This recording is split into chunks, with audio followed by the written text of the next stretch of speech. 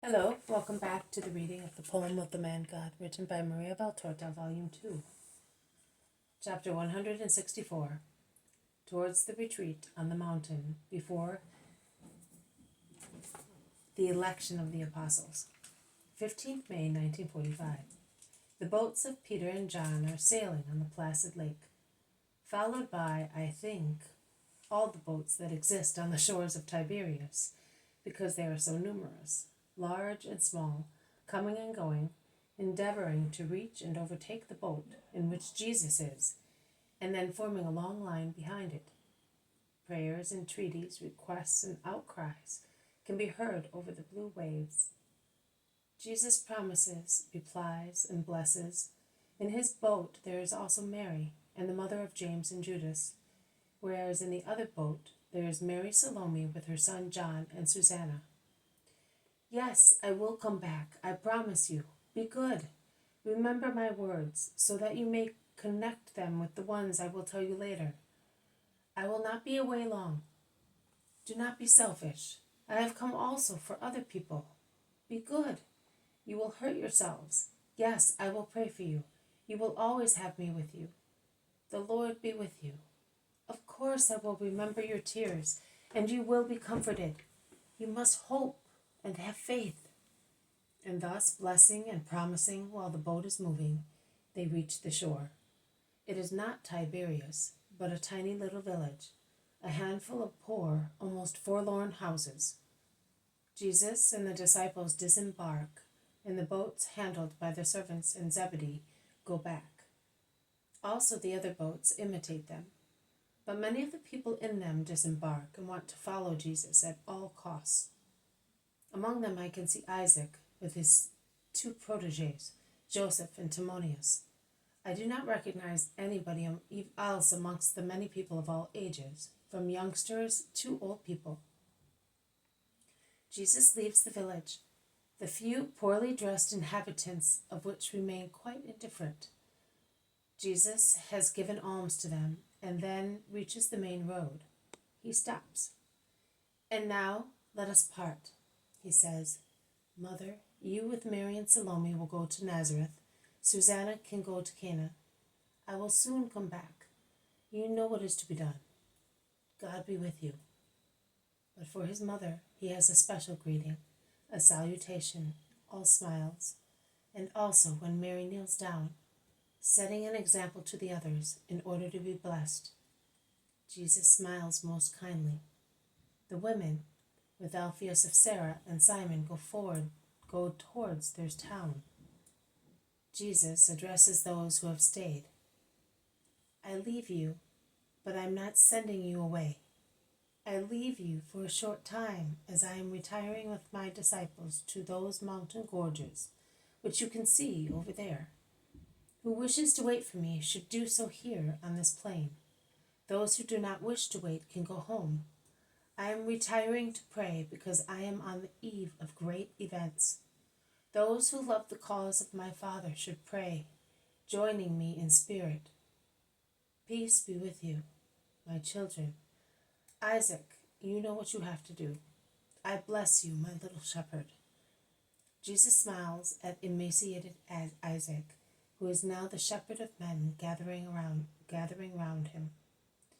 Jesus is now walking away from the lake, turning his steps decidedly towards a gorge between the hills, which stretch in parallel lines, I would say from the lake westward.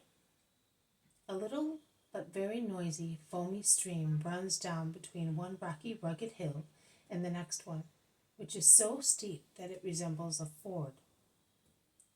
Above the stream, there is the wild mountain with ugly-looking plants, which have grown in all directions, wherever they could, in the crevices, between stones.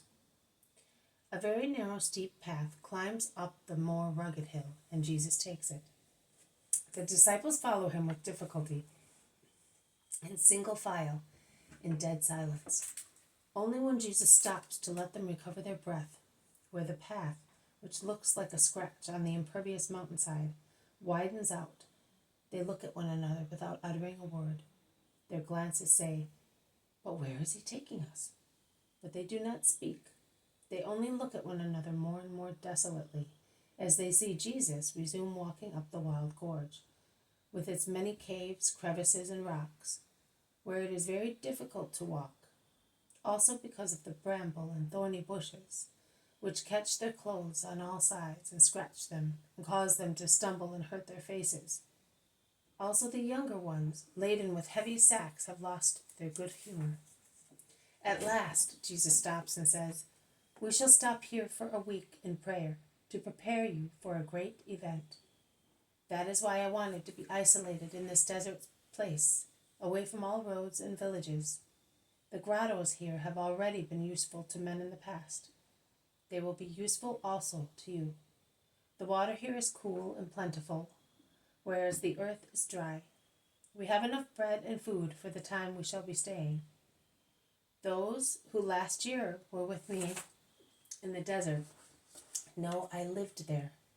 This is a royal palace compared with that place, and the season, which is now mild, is not affected by the icy bitterness of frost or the burning heat of the sun. You may therefore stay here cheerfully. Perhaps we shall never again be all together like this and all alone. This retreat must unite you, making not 12 men of you, but one only institution." Are you not saying anything? Are you not asking any questions? Lay on that rock the loads that you are carrying, and throw down the valley the other load that you have in your hearts, your humanity. I have brought you here to speak to your spirits, to nourish your spirits, to make you spiritual. I shall not speak many words. I have told you so many in approximately 1 year that I have been with you. Enough of that. If I should have to change you by means of words, I would have to keep you 10 years, 100 years, and you would still be imperfect. It is now time that I make use of you. And to make use of you, I must form you. I will have recourse to the great medicine, to the great weapon, to prayer. I have always prayed for you, but now I want you to pray by yourselves. I will not yet teach you my prayer, but I will tell you how to pray and what prayer is.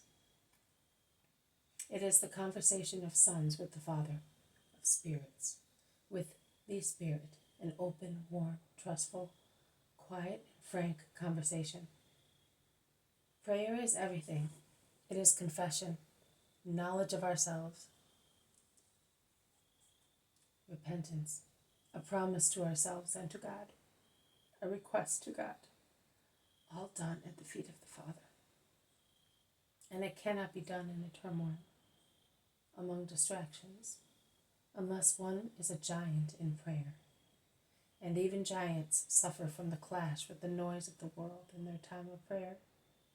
You are not giants, but pygmies. You are but infants in your spirits. You are deficient in your spirits. You will reach here, the age of spiritual reason. The rest will come later. In the morning, at midday, and in the evening, we shall gather together to pray with the old words of Israel and to break our bread. Then each of you will go back to his grotto, in front of God and of his soul, in front of what I told you in regard to your mission and to your capabilities. Weigh yourselves, listen to yourselves, make up your minds. I am telling you for the last time. And after, you will have to be perfect, as much as you can, without tiredness and without your humanity. Then you will no longer be Simon of Jonah and Judas of Simon, no longer Andrew or John, Matthew or Thomas, but you will be my ministers. Go, each by himself. I shall be in that cave. I shall always be present, but do not come without a good reason.